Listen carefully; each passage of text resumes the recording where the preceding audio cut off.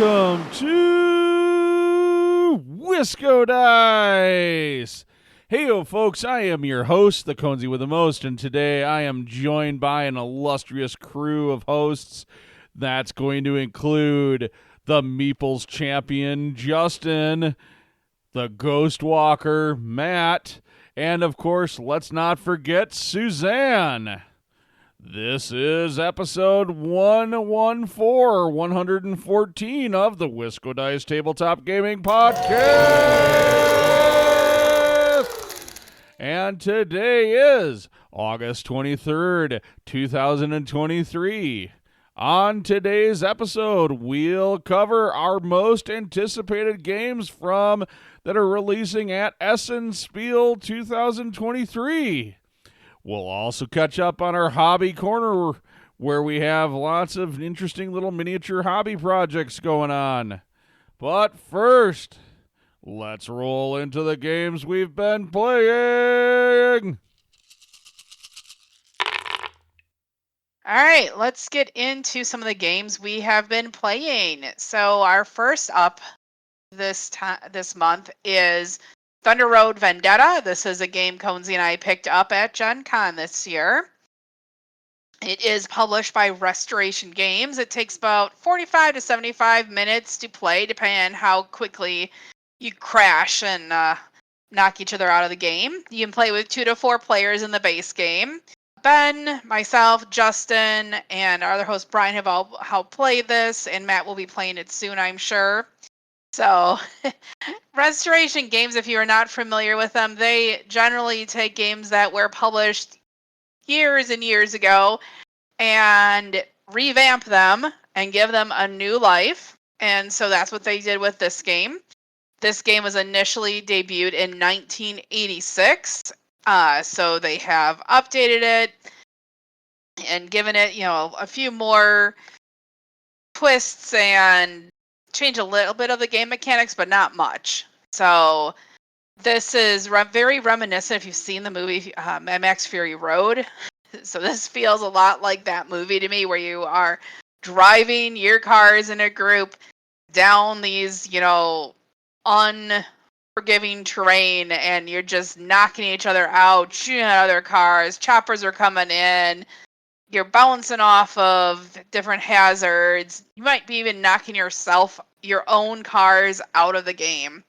So this is all kind of decided by dice rolls that you do for movement. And then you roll other dice to determine what happens when you hit hazards or when you are shooting at someone else. So, and when you get these hazards, they can be all crazy things where you might blast off. So you hit another car and you blast off over all of the obstacles and you land safely on the other side. Or you blast off and fall off the edge of the board. Dazed driving, where you have no clue, because each space that you're moving, you're rolling the die again to tell you which direction you're moving, and who knows where you're going to be. You may end up back where you started. So it's a very crazy game, difficult to predict what you're going to be doing in it. So you can't really plan out, and you have to understand that going into it. There's high player interaction. These interactions that you have, like I could drive my car and slam into Conesy, and then that can have a cascading effect where they are hitting an oil slick and then slamming into Justin, who then blasts off and lands on top of my car. It can just be really crazy. It's definitely more of a fun game than a serious game. And if you get knocked out of the game, I don't know about the rest of you, but I was not such a big deal. Oh my gosh, I got knocked out, but it was a lot of fun, and keep watching what else is going on.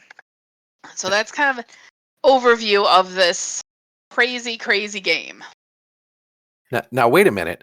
You said it involves dice rolling, but dice hate me, and Ben can attest to that. Yeah, well, hey, in this one, dice hating you, it's not really that big of a deal.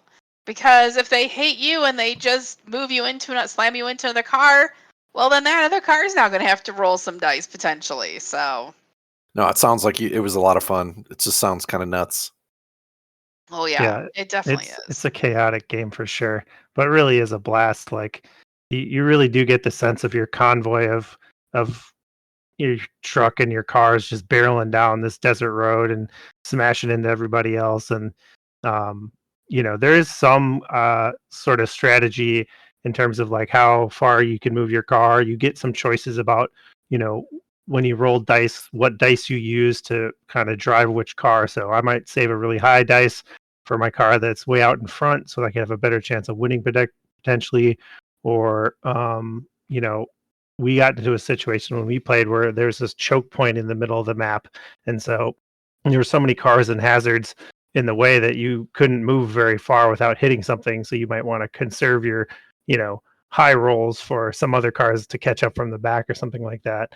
And your positioning as far as like slamming into people or driving behind them allows you to choose to kind of like mess them up by colliding with them or shooting at them, which can deal some damage. So there's some strategy there for where you position your cars. But after that, it is utter chaos and really, really fun. Yes. Concy, what did you think of it? Yeah. There's not a lot of complexity to this game. It's very straightforward and very fast to teach. Where this game excels is the utter chaos. And if you're playing to try to truly win this game, then I think you're playing this game wrong. Obviously, it's a game. We're all going to try to win. I'm not trying to say not to do that. It's just, this is a kind of game where if you're given the option to slam your car into another person's car that you might end up knocking them into the wall and destroying their car, or you go really fast and get the lead. Option A, smashing into the other person's car, is by far the more interesting and fun option to choose. So when it comes to rolling dice, it doesn't matter how well your dice roll or not, because that's not really the point of the game. The point is to smash, bang, shoot your guns, smash your cars, fly out your helicopter to shoot that at things. Hopefully, maybe get lucky and, well, was it your car that got blown up by your own helicopter? Everybody's gonna laugh about it at the table. That is this game in a nutshell. And if that sounds like your kind of game, then you should definitely check out Thunder Road Vendetta from Restoration Games. All right, so our next game that we're talking about is a classic here at WiscoDice at this point, Lost Ruins of Arnak. We played this the other day with all of the expansions that are currently available. So that's the Expedition Leaders and Lost Expeditions expansions. So that gave us some new options for Expedition Leaders, as well as, I believe, a totally new research track with a whole different sort of progression method from the base game. Lost Ruins of Arnak is from CGE Games, takes about 30 minutes per player, and the player count is 1 to 4. Quality of the components in the new expansion is consistent with the high quality that the game has already shown at this point. This new temple track really did make it kind of harder to plan out, and really rocket up that track became more difficult in this version because there's different resources that you need, also different benefits that you're getting as you're moving your tokens up the track that make you make some choices. Like I might be able to move into a space where I can give up one of the trophies I got for exploring a location to get some immediate benefit, instead of one of the bonuses on the player board. So there's some interesting choices there. The new expansion includes 2 new leaders with some really interesting powers and a little more complexity in their play. Matt played one of the new characters that had this cog wheel that you turn, and I'll let him explain that if he wants to. But that looked really, really interesting. A totally different way to play, it seemed like. And of course, there's new cards that add different variety as well. How was it playing that more complex character, Matt? The first time I saw it, I was a little intimidated by it. But the nice thing is they have the book. This goes back to what I think is they have some very good quality stuff, and the booklet that kind of talks about the leader. It's just a 2-page thing. It shows you all the things that the leader can do. And like I said, initially when I stared at it, I was a little intimidated by it. But when I read through the mechanics, I was like, oh, okay, I get this. And they stick with very consistent iconography. So while there are some new icons, there's consistency in how they do it in conjunction with like other things that they've done in this series. So if you're familiar with other leaders, like you'll be like, oh, okay, it's a new symbol, but you know, the arrow goes this way, or it's got a crossed out symbol. So, I mean, they're very consistent from that perspective. So once I kind of got into it, and I would say like once we got through like the first round and I understood my cards a little better, it was actually pretty slick. I know both you and my wife who were playing commented that it felt like the new leader generated a few more extra resources. So, I mean, I think if you can kind of figure out how the new ones work, but like any of them, I mean, the leaders expansion had all sorts of interesting things that you could do too, but it was just nice variety. I felt, I mean, if you know, it adds to the replayability of the game. Yeah, definitely. So, I'll say the other new leader in this expansion is a journalist. So we have the engineer, which Matt played, and then there's also the journalist. And that one is a very different play style than the engineer is. They even comment that part of the thing with the journalist is that the journalist can write reports and everything before he's got all the facts. So your notebook can move up before you've actually explored stuff a bit. And then you're encouraged as a journalist to go and kind of explore all of the different sites, because then every time you go to the site, you start drafting a little article, which then later on can be turned in for extra resources. You know, that one you're just really pushing to move. And so you guys did play the one temple track that had caves on it, right? Yeah. And so that one, like you said, you had to turn in your idols to move up, sort of to get some benefits. And it was just really like, to me, that one, I haven't played that side, but it looked very different than the other temple tracks that have come with the other expansion in the base game. The waterfall side has a neat little mechanic on it also, where for a couple of different levels, some of the requirements are blocked out. So you can't. So you might be planning that, hey, you need a ruby and an arrowhead to move up, but if someone moves up before you, then there's like a little cardboard piece that moves over and covers the requirement that they just used. Then you have to use the other requirement to move up. So you've got to like plan and try and potentially beat the person. So I thought that was pretty neat that way too. There's unique things on both sides of these temple tracks. Yeah. And then So one thing I did like is that I think this is a new mechanic, but correct me if I'm wrong. They provided a bunch of different ways for you to refresh your monsters to reuse their abilities again. There's a bunch of different new symbols on the tracks and cards and stuff where you could reuse those monster abilities, which I thought was really cool. There's it's more prevalent, or I think there's maybe in the last expansion there was maybe 1 or 2 cards that let you do that. I don't remember, but this one there's a lot. And then the part that not only any of us have played yet with this is that it's got the cooperative campaign mode. Campaign. I was gonna say it was legendary. It's not legendary. Thank you. Cooperative campaign mode on it for 2 players to go and explore, and it's got I obviously haven't read through it, but that looks pretty cool also.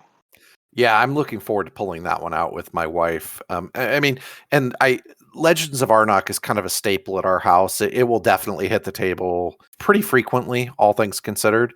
So, I mean, to me, it's not an expansion I was able to grab while we were at Gen Con, but we're definitely going to pick it up as soon as it gets to one of our local game stores around here, and I'll pick it up there. This proved to be a popular game for us. Keeps hitting the table, so I'm glad to play it. if you really want to hear more of our thoughts about Lost Ruins of Arnak, make sure you check out episode 81 of the podcast where we actually reviewed the base game, and I think our thoughts are probably still pretty much the same. Although this game is one of those games that just keeps getting back to the table. Yeah. So our next game is actually a game that my wife picked up at Gen Con. It's called Cosmoctopus. This one has a playtime of about 60 to 90 minutes. Plays 1 to 4 players. Myself and my wife actually played this one. My wife and Suzanne were actually looking to play this one while they were at Gen Con, but only my wife was able to get to play it, and she brought a copy home, and we had a lot of fun playing it. So it is a very silly, fun card game where you play as a member of a cult. You are trying to permanently attract the gaze of the Cosmoctopus to your section of the universe. So you try to gather resources. You use those resources to play cards out of your hand. All the game components are really kind of fun and lighthearted. There's a center board where you have 9 tiles that are kind of randomly drawn, where you move the Cosmoctopus around and gather resources when it is your turn. With those resources, like I said, you attempt to play cards that you've drawn from your hand. And those cards can do things like help you generate more resources, or they can help that will let you play further cards, or they give you artifacts that you use the resources on to then basically summon the Cosmoctopus. So you start by summoning the arms of the Cosmoctopus, and once you got all of them, you win and you get the Cosmoctopus. But I also thought it was kind of neat. They have this interesting next player mechanic where when your turn is done, the last thing you do is turn the Cosmoctopus to face the next player. So it's little beady eyes hone in on you, and then it's your turn to go. It is this mix of managing resource and playing cards to really ultimately gather those Cosmoctopus. And all the titles on the cards are silly and fun. And I wouldn't say it's like a kid's game, but it's definitely just very lighthearted.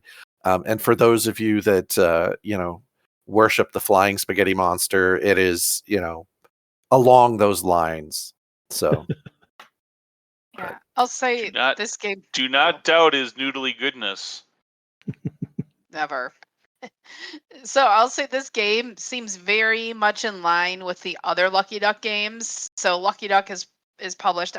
Cosmoctopus, they're also the publisher of like Flamecraft and Chronicles of Crime and Oros and Paranormal Detectives. So a lot of it's this silly but also silly games that they have that are just have something unique and eye-catching in them. Because this octopus that's on the table, like I haven't played this game yet, but from what I could see of demos at Gen Con even, it was just kind of cool and had this neat table presence. But now I've seen that it's listed as a horror genre. Is there much horror in this game? Like, no, I mean I would say it's a take on the flying spaghetti monster and a little bit of Cthulhu, but like the Cthulhu side of it is just so overshadowed by the humor of the the various things that go on. It's just not a very horror based theme. I mean the art is light but not too cartoony, and it's just it's just kind of a fun light game that you can play and put on the table and just have a good time. So, and that is Cosmoctopus.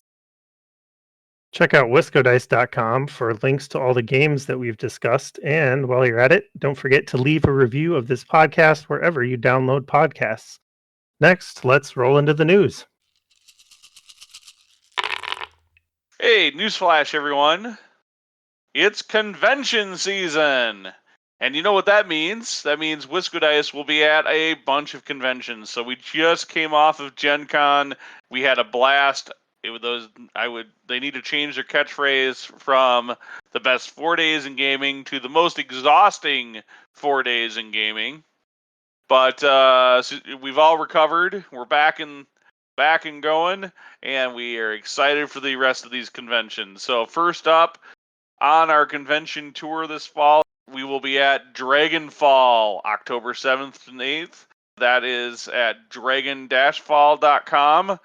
That is going to be in Lake Geneva, Wisconsin. So that is a big charity wargaming event, but they're opening up more and more board games. There's a ton of RPG events this year at Dragonfall. It's definitely worth checking out. We'll be running events on Saturday, October 7th of the convention there. The big one for us here in Madison, though, of course, is Gamehole Con. And that is, like I said, in Madison itself, and that is going to be October 19th through the 22nd. You can just go to gameholecon.com to find out all the information. You can still register and get badges and all that kind of stuff up to this point, pre-reg. Tons of events, RPGs. It's a huge RPG presence. Can't say enough about True Dungeon actually being here in Madison, being able to do your True Dungeon runs without having to spend the huge expense that is Gen Con. Tons of board gaming, open board gaming, one of the better board game libraries on these small to mid-sized cons that I've seen around. Just really well-run cons. That's Gamehole Con here in Madison, Wisconsin at the Alliant Energy Center. And then finally, we've got the Renegade Wargaming Convention. That'll be November 17th through the 19th. Brian and myself for sure will be there. Playing some Batman miniature gaming. That is, you can find more information. It'll be up in Minneapolis, St. Paul area in Minnesota, and you can find out more information at renegadewargaming.com. We'll have more details about conventions and events that we're going to be attending in 2024. Until then, we hope to see you there, and even more importantly, we hope if we run into you that we get a chance to play a game with you.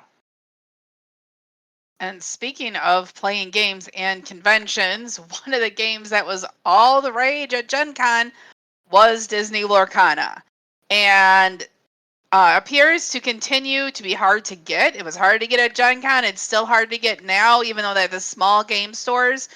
Your local game stores have received their allotments and pretty much sold out of those immediately, it seems, in the first weekend. So we're very interested in looking to see how Disney Lorcana is received at some of these big box stores. They're going to hit the shelves soon. It looks like September 1st will be when everyone's going to be rushing to big box stores to try and get their hands on some Lorcana. And I'm just going to be watching the news to see if there's some big, huge mad rush like there was at Gen Con for that.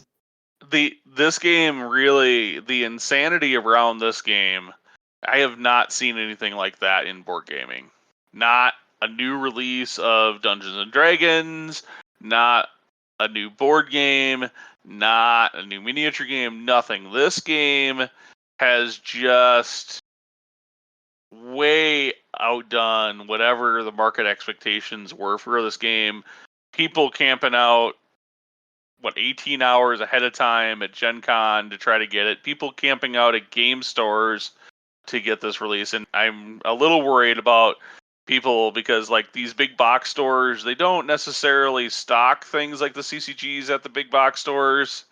They have usually like an outside party that manages that restocks on the shelves.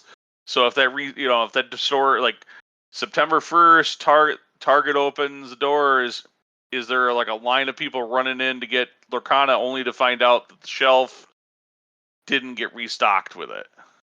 And or, a lot of the game stores, big complaints were they were marking up prices, they were only allowing you to buy X amount of packs or product. Target's not going to probably do that, or Walmart's not going to do that. So it's just going to be most likely not for something like this. This isn't like PlayStation 5s or something like that, where they get a little more controlling over it because the market is bigger for it. But is this going to be one of those things where the first person to get to the Lorcana case just does a big sweeping arm load, takes everything at the store and goes to the checkout, and the rest of the 15, 20 people behind them that were hoping to get product go, what about me? Well, sold out. I could totally see that, and just at least for a few weeks see people like flooding eBay or the various sales places with just the cards because people can't get the product. So you'll pay eBay's already ridiculous flooded with it. prices. Yeah, ridiculous prices for a few weeks at least until things calm down. You're seeing for some of the foils, it's $200, $300, $400 a card. Yeah. Right now. So the Yikes. non-foil stuff is the non-foil ultra rare or rares are $20 to $50 it looks like, but the ultra rare, some of the foils and particularly the more ultra rare foils, yeah, you can easily there's a Mickey Mouse foil, one of the versions of Mickey Mouse that easily, if you landed that, you could just go pick yourself up $300 probably on an eBay listing right now. Yeah. I mean, patience is a virtue, people. So, I mean, I know it's exciting. I mean, I think many of us have played CCGs at different times. And yeah, you can get caught up in the hype, but patience is a virtue. If you want to wait, it will probably eventually be plenty around. So that's the kicker with this, right? It's a collectible card game. Part of the collectability is limited print runs, limited quantities of product, right?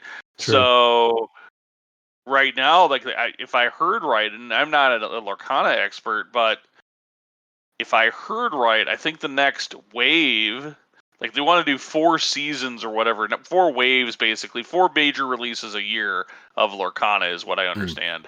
And the next Lorcana wave, the next chapter, I think is what Lorcana calls it, is slotted for a November release. So it's not like they're going back and reprinting the stuff that's wave 1. Once it's sold, I don't think Ravensburger has the intent to go back and reprint it. What does that affect? It's not like a board game, right? It's like Magic the Gathering. Once they print a set and they put it out there at the stores, that's it. You don't print more. That's a set.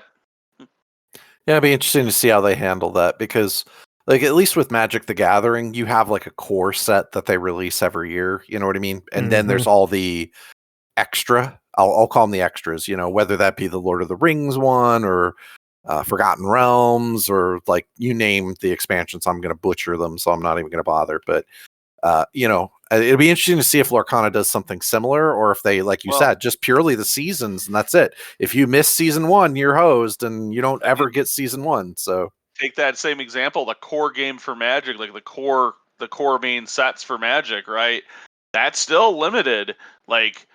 If they go back and reprint and they release an ultra rare card that was one in every 1,000 packs or something like that, and now you go back and reprint it and put even more of those into circulation, you really devalue the collectability of the card, which really impacts the game. So it is going to be really interesting to see what Ravensburger does. I've got to expect that when we get into the 3rd or 4th wave, we're going to see bigger print runs on these particular games. Yeah. Or on these particular seasons of Lorcana. Moving on to Kickstarter, we do have a feel-good Kickstarter story. At least I feel good about it.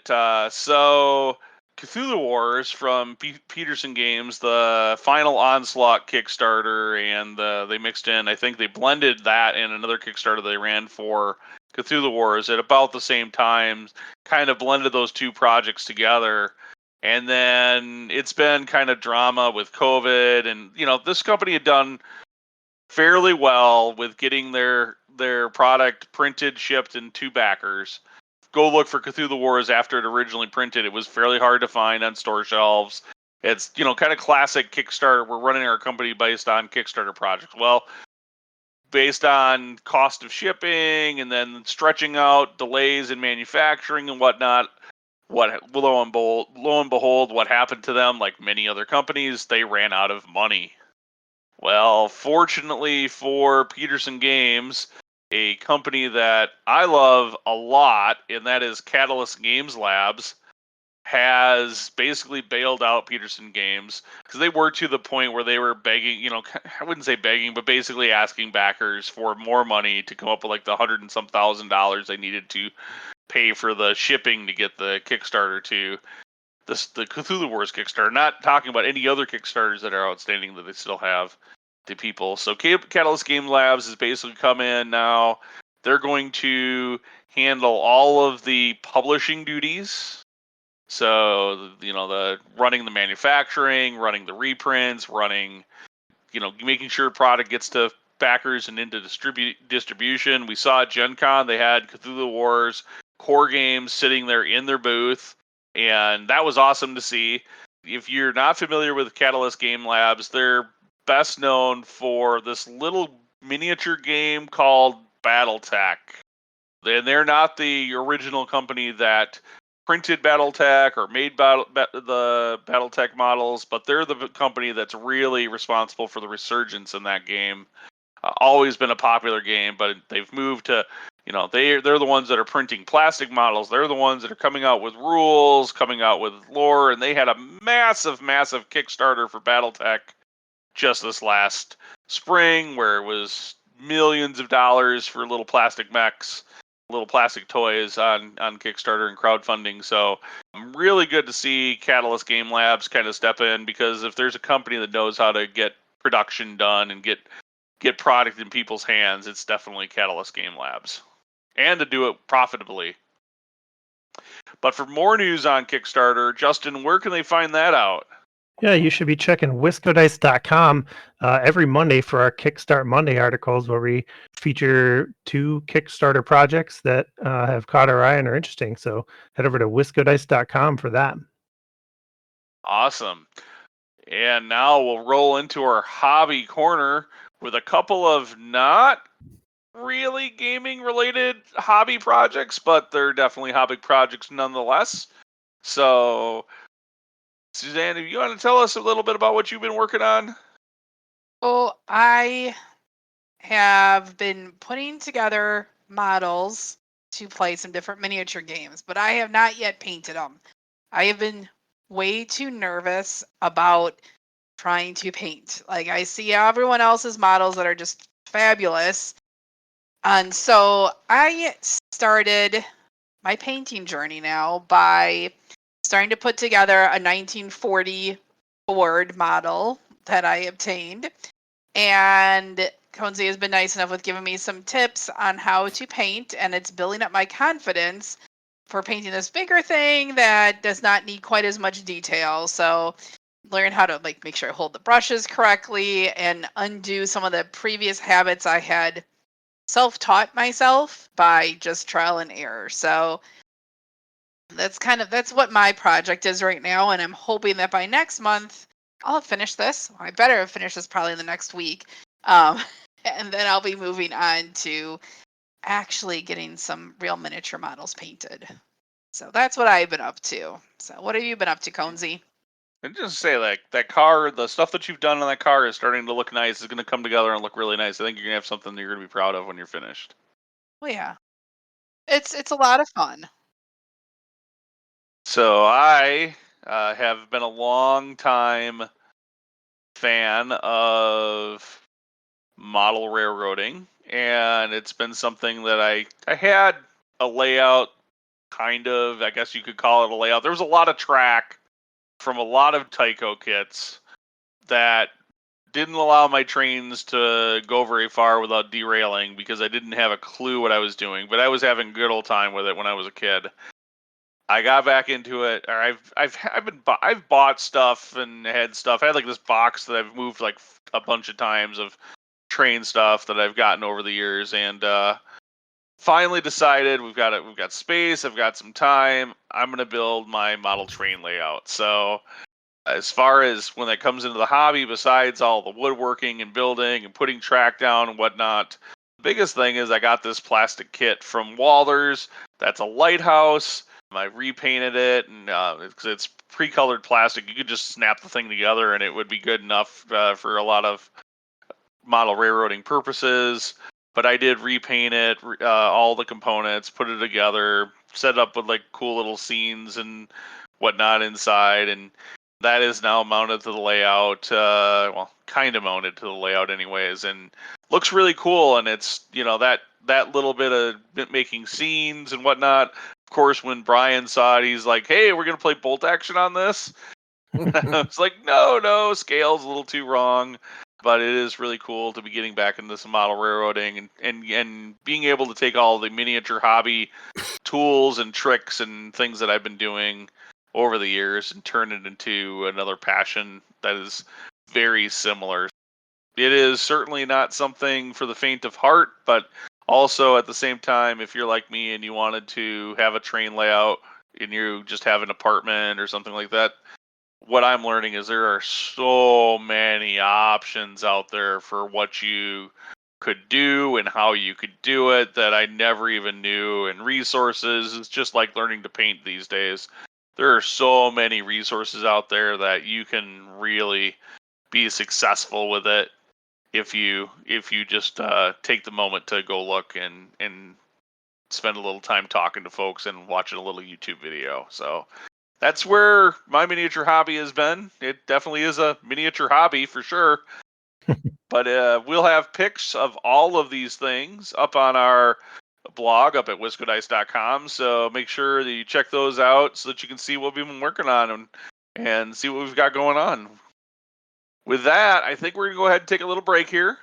And when we come back, we're going to get into the main topic for today, our Essen Spiel most anticipated games. We really need to invest in an echo machine. We'll be back, folks. This is more entertaining.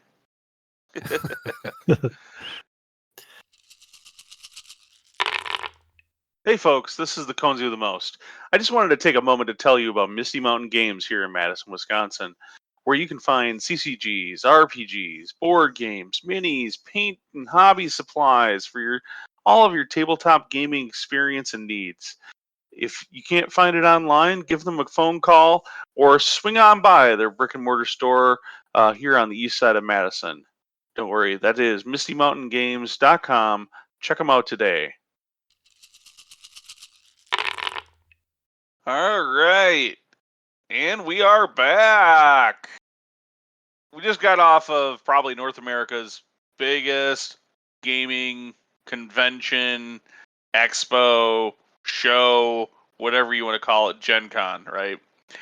However, there's this little convention over in Europe that, from what I hear, might be a smidge bigger than Gen Con, or maybe a lot bigger than Gen Con. And it is certainly the single show of the year that draws out more publishers and more new games than any other event. And that is Spiel in a little town called Essen, Germany, or what us here in the U.S. oftentimes refer to as Essen or Essen Spiel as a convention.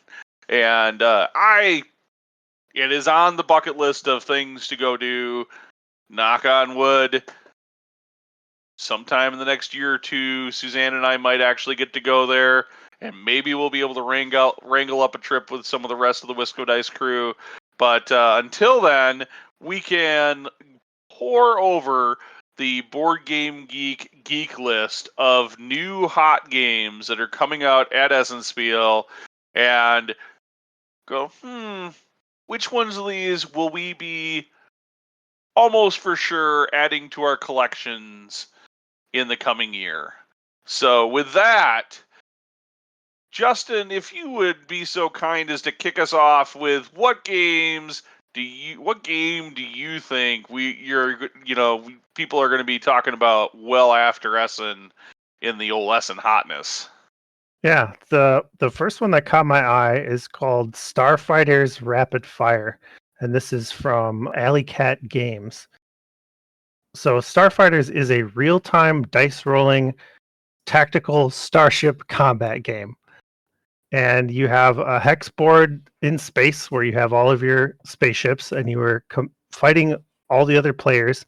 And as you play, you are rolling dice in real time to attempt to charge up your different ship systems. So you might be rolling a bunch of dice, and if you get hits on your red dice, that means you can power up your weapons. If you get hits on like your blue dice, you can power up your shields. And so everybody's rolling dice at the same time, kind of frantically trying to build up their ship's power. And then once somebody has built up enough, they can basically call fire and switch the mode to the tactical combat, where you can move and shoot at people and turn on your shields and adjust things and use your other ship's abilities. And it just sounds like a really fun time. Definitely not my normal kind of go-to type of game, but I love the idea of the real-time dice rolling, building up your ship's capabilities, and then sort of turning that into like a tactical combat free-for-all. Looks really cool. Has custom dice, custom little spaceships that you move around. Just looks like a really fun game. Yeah, this one was going to be on my list of games to talk about, and then I noticed you had it on yours.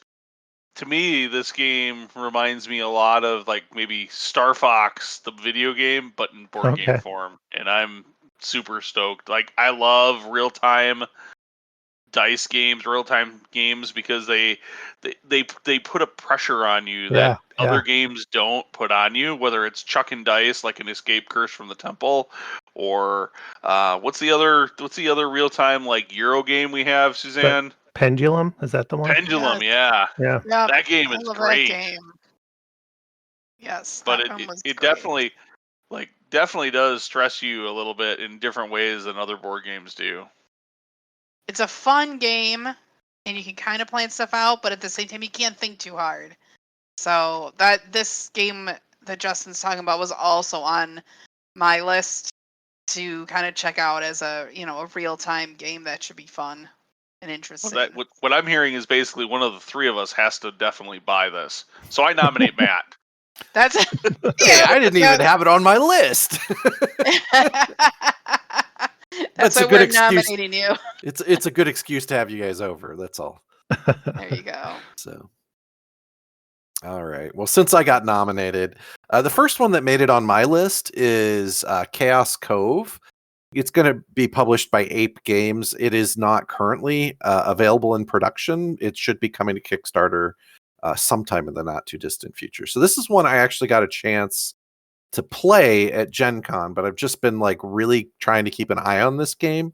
It was a lot of fun. You basically play retired pirates, and your pirate cove is being invaded by other pirates from the sea and barbarians by land, and so you're just trying to balance keeping your city alive and trying to fend off the waves of attackers and building up your defenses as you go. So there's definitely some player interaction. There's some gotchas, ways to kind of screw with your other party, but not like but you got to be careful, because otherwise you can get the city sacked at the same time. So I don't know. It was just a fun one. It's a lot of kind of interaction. It wasn't a terribly long game to play. So All right. So we're gonna move from pirates and stars to an Assyrian Empire period game. So this is called Samuramat, and this is a game that is published by Ion Games, and I had not seen this game until I started looking through the Essen Spiel list, but it definitely caught my eye. In this game, you are trying to rule this. You're a female ruler who has advisors. Well, you're not a female ruler. You're playing the advisors of a female ruler who is trying to make her empire more profitable and peaceful and just bring about good for the people. You have these challenge cards that you draw during setup, and then you are trying to complete these scenarios. So you're trying to complete your goal and also keep everything stable and keep this Queen Samuramat safe. So it just seems like it's a interesting game with a story that maybe has not been overdone at all, and it just, I don't know, it just like I said, it just kind of caught my eye, and something I definitely would like to check out and keep an eye on. So Conzi, what's caught your eye? So I'm just gonna say I've always been a fan of ancient Egypt. It's always been fascinating to me, and so when I saw this game, Arceus from Ankama, I was pretty intrigued by it. So The best way I can kind of sum up this game is it's an Egyptian tomb crawl co-op campaign game. That was a long string of keywords to basically define this game, but basically you and or other players are co-oping into a series of what is basically a dungeon crawl game with you're raiding or going into these Egyptian tombs. The outcomes of those are going to affect other games, and there's a bunch of really cool miniatures. It's got some, the way it lays out the Egyptian tombs. There's a bit of 3D-ness to the setups. It looks visually, it looks cool. I'm not sure about how exactly the gameplay is going to look, but it was definitely one that caught my eye. So my next game is another space-themed game, but a little more of a serious game on this one, and that is series from Artipia Games. This is a worker placement engine building Euro game where you are mining asteroids as a space corporation improving the Ceres colony. So you'll be building different buildings like mines and factories, labs, offices, setting out miners to mine on the asteroids that are orbiting the sun. There's this little rondel wheel where the asteroids sort of spin around the sun at different speeds. There's kind of a dual worker placement system where you have a kind of a main leader worker that you place to take actions, and then there's kind of a common supply of these other workers that you use to activate the cards that you've played in front of you. They've put a lot of emphasis on making this like a very strong thematic game, which I really like. It's good to get away from the really dry Euros sometimes, so it's nice to see a really strongly themed and especially like a sci-fi themed Euro worker placement type game. So yeah, all those things, and they also call it medium weight, so it's not going to be like overkill. Looks like a really cool combination of mechanics and components and just theme. So that one is one I'm looking forward to. Yeah. That one was also on my list. And I one of the only thing I can really add to what Justin had is the components look great. Like some of the art and pictures I've seen of what they have, they look really good. They have all sorts of like nice little things, and the boards look great, and they have some extra like components and stuff that go with them that look really good at the same time. So it's definitely one I'm going to keep an eye out for because it just looks like a really interesting game to me. So yeah, one other thing I forgot to mention. Apparently, they developed this game along with an astrophysicist, so that they could basically ensure that like the things they were putting in the game were very accurate and realistic. So they like really put some effort into making sure the theme was captured. It's really cool. But yeah, that was a series from Artipia Games. What's your next one, Matt? Well, actually, it was series, but I'll go ahead and throw the last one on my list. So this one I stumbled across and just kind of caught my eye as I was flipping through the list. And anybody who's looked through the list of games that are going to be out in Essen it is just a gigantic list. There's 500 some games on it, and this one just happened to catch my eye. It's a game called Delta, and the name doesn't really give much away. Delta is a steampunk themed game. So the story behind this one, as I understand it, it is going to be produced by, I think, Game Brewer in the US is the one I could kind of assess. In this steampunk world, the perpetual steam engine is failing. It was been running for 100 years and now it's starting to fail. But nobody ever bothered to really learn how these crystals that support the perpetual steam engine work. So now you have to go into this expedition into these wildlands to study these steampunk creatures that have these crystals and try to learn what it is about these crystals to basically get the perpetual steam engine running again. So really interesting theme. It's an interesting mix of hand management and bidding mechanics to determine who goes first in a round, and just like the components and stuff just look really, really good. So this was one that just kind of like out of the blue, and I'm a sucker for steampunk. Just one of my favorite kind of, I don't know. There's just something about that world that I like, and this one just really kind of stood out to me as just kind of a really interesting, unique take on kind of a steampunk world. So one I'm definitely going to keep an eye out for. Yeah, I'll say that one did look interesting with its, with that steampunk theme, and it was a little different than a lot of steampunk themed games I've seen. So yeah, that one is one I'll be looking out for too. With the Essen Spiel release, mine next on my list is actually Footprints by Chili Fox Games, which did make our Gen Con preview list. But I looked and looked for this at Gen Con. It was supposed to be there. It probably was, but I could not find it to check it out. So it is still on my radar to see if I can at least get, input from someone who's there, who's actually looking at this game to see what it's like. If this one it's also got some hand management, it's got some engine building. You are controlling a clan and you are trying to survive basically, and you've got some neat wooden tokens with cave painting symbols on them. So I would say Footprints from Chili Fox Games is definitely one to be on the lookout for. Conzi, what do you have next on your list? Well, interestingly enough, I have a game that has to do with extinction and horrifying comet coming in and crashing into the planet, causing a terrible event.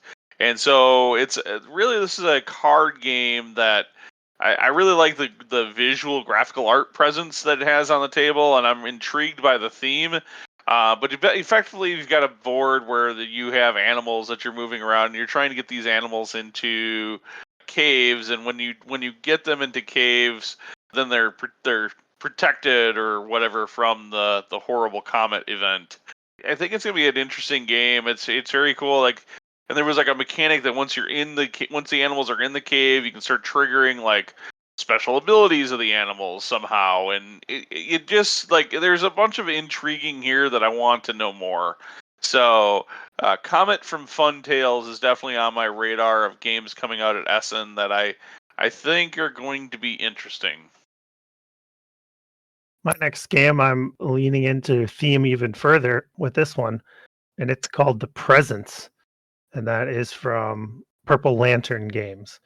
In The Presence, you're going to be playing cooperatively with a group of visitors to a haunted Victorian manor, and one player is going to play as a spirit who may be a beneficial spirit or a benevolent spirit who's going to try to help you solve the mysteries of the manor and find the secrets that you need to find to win the game, or they are against you and are going to slowly sabotage you and eventually try to defeat the entire group of visitors to the manor. During the game, the players sort of have to figure out, is the spirit benevolent? Are they against us? And the spirit can kind of do different things to maybe indicate whether or not they're on the side of the visitors or not, but they don't have one of the key aspects of this game is limited communication. So the spirit can't directly like speak to other players. They have to sort of somehow communicate their intentions through their actions in the game. And another cool aspect with that is that if your characters in the game are in two different rooms, the rules are such that you cannot communicate with each other in real life if you're in different rooms or like out of earshot. So it can have these situations where somebody might be far off in another part of the manor and they're about to do something really, really stupid, and you can't stop them because you can't talk to them because you're not in the same room as them. So there's a sort of aspect of, do we stay all clumped together as a group so that we can communicate with each other, or do we spread out to cover more ground because we got to find the clues and uncover the secrets? It looks like a really cool co-op experience, sort of one versus many type of game, and I think the whole limited communication thing was what really sold me. I think that's super interesting. Definitely want to check out. This game, yeah, definitely, I think is going to be a really cool, heavy theme. But it's going to require the right set of people playing it too, because there is, much like we see at the D&D table, there is, hey, let somebody else take their turn, or let them do things, and the players oftentimes forget that and start, oh, but you should do this, or you should do that, right? So it's going to be interesting to see. I think the right group of people in this game is going to be amazing. Mm-hmm. I definitely am excited to play it. So hopefully we can get hopefully Justin, you decide to maybe get this one at some point so we can play it. Yeah, no, Or you I can just definitely would convince pick me it to up. buy it. Yeah. You're just gonna assign me to buy everything. Oh, Yeah, I once volunteer you to get buy this this one. Oh, okay. All right. All right. I've actually exhausted my list. Because Justin and I picked the same game. So Suzanne, what else have you got? Well, I have more on my list. It was hard for me to cut this list down to just a few and rank them, but I did. I did that for all of you, our listeners. So next up on my list is Biome by Linus Games. This is the game where they tout it as where conservation meets gameplay.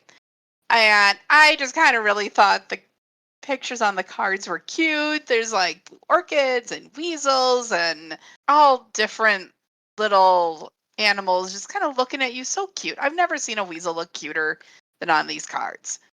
Yes, the artwork sucked me into this where you are working on developing a ecosystem that can just last, and I guess I don't know all that much about it. There's not much out there about it that I was finding, but you do have disasters that come up every year that you are working on this biome, and there might be natural disasters, or things may happen to destroy parts of your resources, and then you can also do things to mitigate the damage, this is called, such as planting mangrove trees. So to me, it sounds like one of those educational games where you don't realize that you're learning something, but it still just looks like it's a fun game to play for a bunch of different ages. So that is Biome by Lioness Games. All right, we're going to Tony? get increasingly crunchy here with my remaining games on this list. And this is a game I am very surprised that was not on Justin's list. And that is, actually, there were a pair of them from this designer, Vladimir Suki, and also I think both of those games were published by, or are being published by Delicious Games as well. Oh, it's a But this Suki one, game? oh yeah, this is a Suki game. Dang it. But I think there's a pair of them from Delicious Games that are coming out at Essen. But this one I definitely keyed in on because it's a sci-fi game that really intrigues me. So this is called Evacuation. And so this game, basically the theme of this game is you're on a planet, you have your full economy, like everything is great. And then the sun is radiating the planet too much, and it's getting to be can't live there. It's inhospitable to people, and you have to pick up and move your entire economic engine from one planet to your new home planet. So you're going to start out with your engine. It's all going to be working, fine-tuned, homed. You can do everything you want with it, but you got to somehow manage packing it up. And what do you pack up and move? And how is that going to limit you back on the home planet as you're trying to move the rest of the stuff? And whoever can do that, obviously, the best through the course of the game is going to be the winner. And man, that is a sci-fi theme that I don't think is captured well enough, or really in board games. So that really caught me on top of the fact that, well, it's a Suki game. Yeah, I'm really hyped for this now. I totally missed it, man. I should have looked for Delicious Games. I know that he usually publishes with them. That looks awesome. It might have helped that I was doing my list today, although I don't think I saw that on any of the pop-up notifications recently that it was added. So, but I was doing my list today. I mean, it sounds interesting. Like you said, it's not a theme you see very often, and it sounds like it could be pretty crunchy to figure out what you balance and how you do it. So, well, Suki is known for crunchy games. Like, it's probably his most popular game to date that people know of is Praga Caput Rugni. That one is probably the most popular, but it's Boone Lake, I think, Justin, you have, and that's like a Fister actually. Or no, but that's a Fister game. But oh my goodness, this guy is pumping out games like Underwater crazy. City is his. Yep. But yeah, Oh yeah, that's definitely Woodcraft more I think popular. actually is a Suka game. Yep. Yeah. I think Yeah, so. I played that one recently. Yeah. Yeah, he's getting kind of prolific actually. Yep, lots of games. So yeah, that is evacuation from Delicious Games. So I obviously missed that one. But my last game is yet another space themed game. Boy, you're nothing if not consistent today on Yeah, your no. theme. And There's this one's ghosts. That's true. yeah, you I had did get ghosts. some ghosts there. I had some Victorian ghosts as a palate cleanser. But this last one is called it's called Galaxy Postman by Hodari Spiel.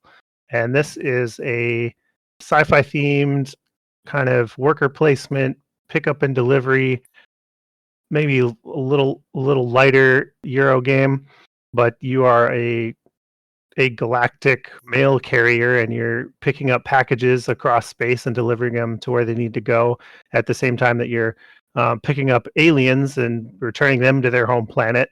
You're flying across an expanding hex map of space that has a bunch of obstacles and other things. There's asteroid field, there's wormholes that let you jump around, there's galactic storms that'll push your ship all around in different locations, black holes and things like that too. But it's some resource management. It's worker placing with dice, which is one of the things that keyed me into it. That is one of my favorite game mechanisms, and so I will always take a look at a game that uses that mechanic. And it's got a really cool kind of neon 80s style vibe to it, so that kind of made it stand out for me a little bit more too. Looks cool. Looks like a lighter mid-light Euro. Yeah. You have to say the name Galaxy Galaxy Postman Postman. made me smile. Yeah. Like, Yeah. it Good. seems like something you would see in a kids show. Like, there's a Galaxy Postman going around, and yeah, that's going to be unique to look at. Anyway, I guess we are on to my last one, which, for once, I don't think I have any space themes on my list right now for Essen Whoa, what's Spiel. wrong I what's know. wrong? Are you sick?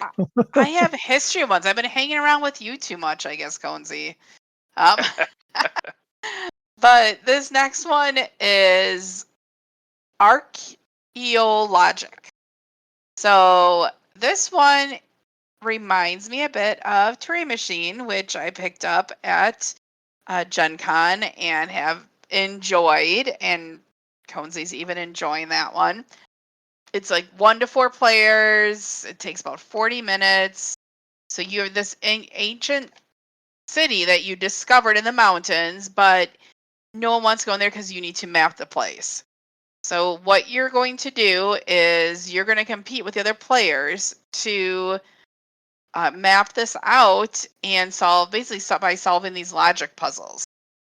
And you're going to try and do it quicker than the other players. You have like these cogs that you turn to determine if your answer is correct, and you have to check exactly what lines up or what doesn't and what you see. So it sounds similar to Turing Machine, but with a different theme and a few different mechanics. So that would be my next pick for Essen Spiel to look out for. Archaeologic by Ludinaut Games.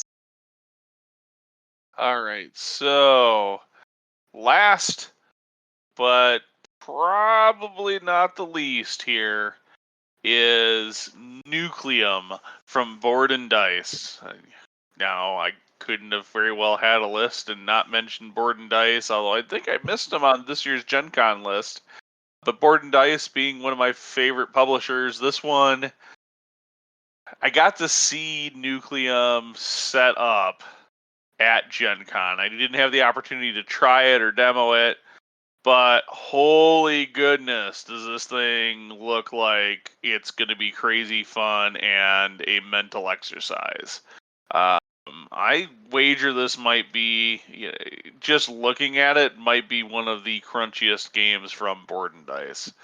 And basically what you're doing in this game is nuclear power in this alternate universe is generated, basically like a century before. It's like in the 19th century it's discovered rather than in the 20th century. So there is a race to being able to leverage that, be able to get uranium to be able to be used at the nucleums. It's what they're calling their nuclear reactors, and then building all that like power grid to be able to power various locations. And then also, so you're doing that, plus you're also managing all of the shipping to be able to get things like coal and uranium and all of these other materials that you need to get for your industry to be able to do the things and build out more track and build out more network and build out more power and yeah, it's this really interesting game where you're I can't emphasize, you're really taking on that role of an industrialist and just going nuts on this map. And the game has bright colors. It's like something I'm not used to in a board and dice game. It seems like it's going to be very highly thematic, and it's going to have a real brain burn kind of dig your teeth into. This is when I saw this game at Gen Con, Suzanne can kind of attest, I kind of got a little giddy and excited about it, like a lot. Oh yeah.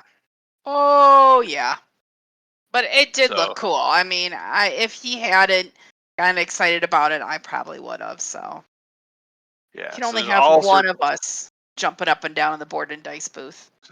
There's all sorts of tiles and different things and mechanisms that are. I think this game's going to be a lot of fun. I'm really hoping I'm not wrong, but this is probably the game I'm most excited. So I saved my best for my last game, and that is Nucleum from Board and Dice. So make sure you check that one out. It should be available for retail. I think it's available for pre-order pickup right now through Board and Dice. Yeah, this one looks like a big table hog. Oh, It's pretty though. All of the Board and Dice games take Yeah. a massive amount of table space. Like that is definitely part of their shtick. Yep. If you think about Tekkenu and what is it? City of the Gods, Teotihuacan, and a couple of others. Yeah, they are big table hog type board games that they often produce. So that is our preview of games that we are most excited for at Essen Spiel this year that are coming out. I hope you're as excited about some of these games as we are. If you are, or if you think we missed some games, why don't you reach out to us? We are happy to hear about that. We have you can just post on our Facebook feed or let us know on Instagram or Twitter. Yes, we still even have a Twitter presence. It's it's there. But you can reach out, or you know what? We have this little thing called Discord, and you can find the link to join our Discord server right on WiscoDice.com and talk about what games you're excited about in the Board Games channel. We'd love to see that community grow and have more people start to get added and interacting with us and with other hobbyists and gamers on our Discord. Now, that does cover us for today's show. But before we wrap, do you want to note that there will be more games and coverage for Essen Spiel anticipated games over on our YouTube channel coming soon. And we also then covered all of our hobby corner today. Caught up on that. We caught up on the news, all of the conventions and fun things we're going to be at and doing this fall, and of course the games we've been playing. Thank you so much for listening. Make sure you leave a review of this show wherever your favorite place is to find podcasts. Oh, and by the way, give us a like on our Facebook page. And don't forget to follow us on Twitter, Instagram, or Pinterest while you're at it. If you haven't looked recently, make sure you catch up on the blog at WiscoDice.com. Hey, Brian, what's that site? Oh, darn. I forget. Justin, what's our website again? WiscoDice.com. That's right, it's WiscoDice.com. And until next time, everyone, peace out.